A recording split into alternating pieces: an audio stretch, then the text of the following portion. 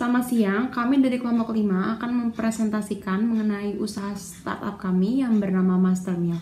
Berikut adalah nama-nama anggota kelompok kami. Mastermeals merupakan aplikasi startup yang bergerak dalam bidang jasa memasak dari tenaga kerja yang bekerja sama dengan kami. Kami melihat adanya permasalahan di mana orang-orang membutuhkan makanan namun tidak semua dapat memasak. Oleh karenanya kami melihat adanya peluang dalam bisnis jasa memasak ini. Oleh karenanya kami ingin memberikan kemudahan bagi mereka yang tidak memiliki waktu untuk melakukan memasak. Dan juga kami ingin menyajikan sajian yang enak, lezat, dan juga tidak menyita waktu. Kemudian, kami beroperasi setiap hari mulai dari pukul 7 pagi hingga pukul 7 malam. Dan ini dihitung mulai dari waktu pelaksanaan memasak, bukan dari waktu pemesanan ya.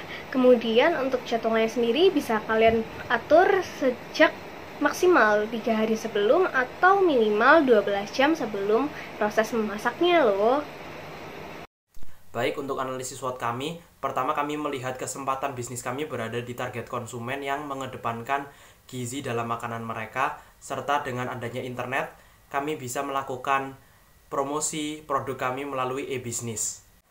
Target konsumen tadi merupakan kekuatan kami dalam melakukan pemasaran, serta kami mendirikan aplikasi ini juga untuk menambah lapangan kerja baru bagi masyarakat yang hendak bekerja di bidang pelayanan penyediaan makanan. Namun aplikasi kami masih merupakan aplikasi yang baru sehingga masih perlu memupuk trust dan image di kalangan masyarakat serta bahan makanan di pasaran yang harganya per pasar itu belum tentu sama.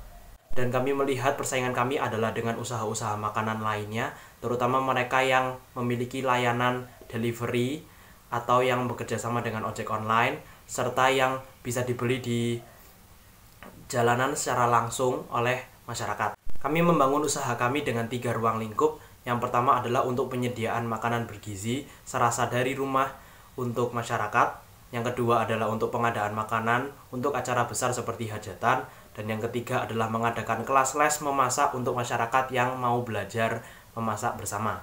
Dalam penyelesaian masalah, pertama-tama kami akan melakukan survei melalui link ataupun secara langsung di kota-kota untuk melihat kira-kira kota mana yang membutuhkan jasa memasak lebih besar.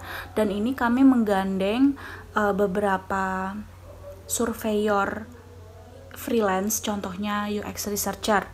Dan setelah itu kami akan mulai memetakan kira-kira pihak mana yang bisa kami jadikan mitra. Kalau untuk bahan dan material kami yang kami butuhkan, kami membutuhkan kantor untuk menjadi headquarter, menjadi pusat manajemen, juga untuk menjadi ruang memasak untuk tes dan pelatihan masak mitra-mitra kami, kemudian pusat customer service. Nah, alat-alat operasional kami sehari-hari meliputi peralatan komputer untuk programming, administrasi, dan keperluan lain, juga peralatan memasak, seragam dan kartu identitas, juga alat tulis dan kantor. Kemudian beberapa orang yang terlibat dalam perusahaan kami yang kami sebut sebagai personalia adalah sebagai berikut, yaitu ada CEO, CTO, COO, CFO, dan mitra. Mitra itu ada untuk yang chef memasak reguler, chef memasak profesional, dan untuk tutor masak atau les memasak. Setelah itu ada juga personalia pelanggan, yaitu orang-orang yang menjadi konsumen perusahaan kami, yaitu ada keluarga atau ibu yang tidak dapat memasak dan juga ada anak-anak kosan yang tidak sempat sarapan. Lalu ada beberapa aspek yang perlu dimonitor dan dievaluasi oleh perusahaan kami. Yang pertama itu dalam aspek keseluruhan internal usaha yang bertujuan untuk mengetahui kemunduran dan kemajuan perusahaan, dari aspek pasar untuk mengetahui permintaan dan ketersediaan jasa yang ada.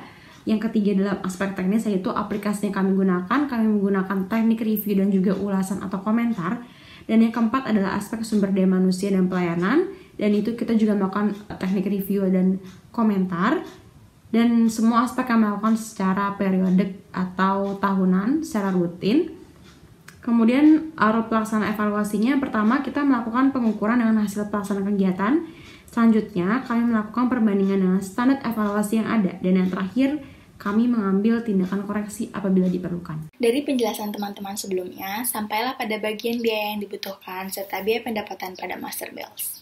Dari tabel di samping, disebutkan apa saja bentuk investasi yang menjadi kebutuhan Mastermeals, yaitu sebagai berikut, dengan jumlah sebesar Rp486.320.000. Selanjutnya terdapat tabel biaya pendapatan dari Master Meals, yaitu berupa fee atas jasa dari layanan mitra. Fee tersebut akan masuk ke dalam pendapatan Master Meals. Berikut rinciannya. Akhirnya, sampailah pada kesimpulan dari presentasi yang kami bawakan hari ini. Berdirinya ide Master Meals dilatar belakangi oleh keinginan kami untuk menjawab keresahan para ibu seperti wanita karir dalam menyiapkan kebutuhan pokok sehari-hari, yaitu makanan, dengan specialty masakan rumahan.